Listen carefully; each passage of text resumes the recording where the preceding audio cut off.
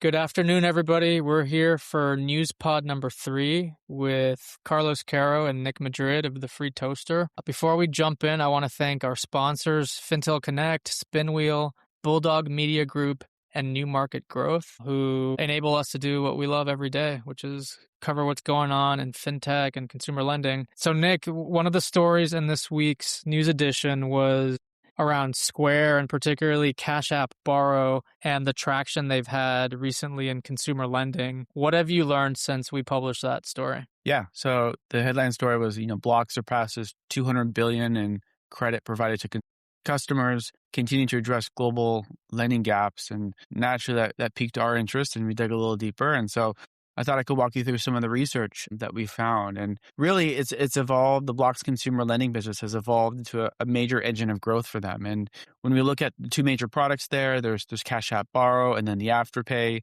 which is their buy now, pay later solution. And then just to kind of give you a high level number first, back in early 26, Block disclosed that they reached $200 billion in global lending, which included Square loans, but the consumer side was pretty substantial part of that volume. And then when we break down the products, starting with Cash App Borrow, that's really designed for small, short-term, small dollar loans, typically between 79 and 89, with the duration being 21 to 27 days. And the scale there is pretty significant with, 2025 estimates show that they generated $19 billion in Cash App Borrow loans alone. And Nick, I want to pause there. That number is insane to me. 19 billion in Cash App Borrow loans, especially given the loan amounts, right? So averaging, I just took $90. So 19 billion divided by $90, it's like you're talking on the order of like 250 million loans that they issued. Like, does that math track for you? Like that seems like a lot given their base of customers is like, I think 6 million users. Yeah, I think it's pretty surprising too. When you think about it. So like, I wonder if it's that 19 billion is overstated or if the average loan amounts are maybe higher than what they're reporting. But that's a lot. That implies a lot of repeat usage here. So yeah, there's a point on that where I think it's like 95% are actually repeat users. And, as of mid-25, there were 6 million active users. Like, with 95% of those taking out a second loan, is also pretty impressive. And then you have Afterpay, which really allows people to split their purchases into installments. And that portfolio is mainly pay in 4 loans with zero interest. Estimates for that in 25 was about 39 billion in GMV, which is, not any small amount either as well. And then, one other thing that really stood out for us was just how they're managing risk. And, they moved away from a traditional credit model type of approach. They're no longer really relying on credit bureau data, which can be 30 or 60 days old. They use real-time data, things like daily transactions and cash flow patterns, which the data suggests that it works at least for them. Many of these borrowers have FICO scores below 580, which is often considered thin file or risky. Cash App Borrow loans have a 97% repayment rate. And so their loss rates for borrow are less than 3% of originations. And for Afterpay, the loss rates are around 1%. So like, this is another crazy number. The 97% repayment rate. Under 580, what I typically see are repayment rates in like the low 80s, maybe high 70s, or put it differently, a loss rate of like 20% or in the teens. So a loss rate of 3%.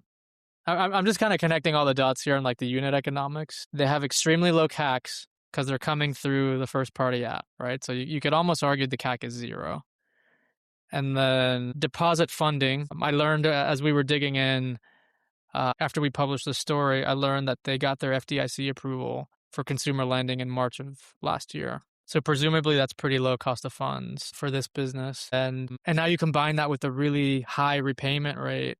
This has got to be an incredibly profitable business for them. Pretty interesting, yeah. And then they're pretty smart and innovative too. So they started rolling out Cash App Scores, which was their proprietary scoring system based on live in-app data. And it really allowed them to increase loan approvals by 38% and offering larger amounts without breaking that 3% loss limit. And on the banking side, there was a shift in how they handled it, where the second half of 25, Block's own bank was originating most of the loans, and you can actually see this in the financials where there was a massive, expansion in the loans held on their own balance sheet versus trying to go them through a sponsor bank or, try to sell them off. So clearly they see the economics, they're comfortable with the economics, and the fact that they're bringing in more on balance sheet was interesting as well. Did And did then you one, did you see anything on how much deposits they hold? I'm not sure. I didn't have that top of mind. Okay. Yeah, I'm trying to connect it with the 19 billion we talked about earlier, Yeah, and yeah, yeah. I'm trying to figure out how much extra capacity do they have to put on the gas, 'cause one of the observations I saw, and I think you hit it in the Wednesday news edition, is like these guys did it under the radar. Like, I'm constantly out there looking at the marketplace, like the Credit Karmas, the lending trees, the Experians, the bank rates, and I haven't really bumped into Cash App Borrow. I'd heard of it, but I'd never really seen it out in the wild. And just to see that number of how many loans they're booking, kind of under the radar, is Totally. And it makes it like doubly surprising. totally. The only reason why it's on my radar is my prior days at Chime. When I was earlier at Chime, like there was this friend center for us. We always we're watching them like a hawk. I guess just ever since it's been top of mind. But I agree with you. Like a lot of people just don't really think about Square, Block, Cash App. But the three names is also a whole different. That's a different story. Yeah, no, it's interesting just how recently this has gone down, because they got their FDIC license for commercial lending in 2021, and they didn't get the license for consumer lending till last year. So it seems like whatever they were doing on the commercial side, they probably had a plan from the beginning they were going to move here into consumer. Yeah. It's also interesting, like who they're catering towards. They also changed for the Cash App Bar, like who is eligible. Historically, you needed a direct deposit to get credit, which is very like a Chime Bank kind of, not Chime Bank, but Chime kind of model. By owning that direct deposit relationship, there's a lot there. But about 40% of Cash App customers didn't have a direct deposit. So there was no regular recurring payments, which is actually really, really frequent, I should say. So they launched Cash App Green, which allowed users to qualify by spending $500 a month or depositing $300 a month. So what seemed very a seamless shift, I think actually expanded the amount of customers that could borrow with Cash App Borrow. When you were digging into this, did you see anything about their credit card strategy? Do you know if this is only small dollar loans or if there might be a card dimension to this? I don't know. So if anyone listening could let us know, that would be kind of cool. I can't help but imagine they're thinking about something, but yeah, I don't know. You know, the reason I ask is it's if you're a credit card issuer or you're a small dollar loan provider, and there's a competitor with this much scale that is so far probably spending $0 on CAC or close to it, that's a threat that they might come out and invest in other paid media sources and start competing head to head. Because right now I view it as it's effectively a cross-sell play for the Cash App. So it's probably not that directly competitive to a lot of credit card issuers, but should they choose to move out of that shell and go a little bit more in the open market, that could change fast. Yeah, it's a good point. I'm a nerd, so I like to read some sell side research, and a lot of the analysts note that it's hard to make money just on debit inflows, and so lending drives gross profit. And as you move up market, like to the more traditional credit card plays, clearly there's a lot of growth for Block to do that.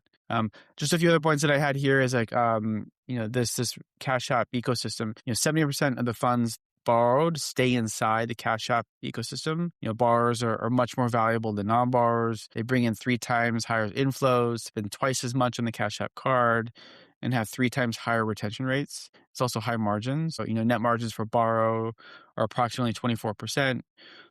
In 26, gross profit from borrow and afterpay was expected to grow 40% and 17% respectively. So that's like driving half of Cash App's overall growth, which I thought was pretty interesting. I had a note here from my notes. There are regulatory risks. I hate even just saying this, but proposed caps on interest rates, specifically the 10% thing, I tend to ignore that just given how thrashy and volatile that Yeah, I is. agree. There doesn't seem to be a lot of concern. I talked to a lot of credit card issuers over the last couple weeks. Nobody's been really moved by it. I mean, they're doing a little bit more contingency planning, I would say, is what I've seen, of like, hey, what if this crazy thing actually came to life? What would we do? But it's like very much hypothetical, and there's not a lot of weight being placed on this becoming a reality anytime soon. But that's just from the few folks I've talked to in the last couple weeks. Cool. That's all I had. The only thing I would add, just in general, like I would love if we could bring on some of our readers and listeners to this call. Look, if you want to join us next week, just hit Carlos or me up, and we'll bring you on.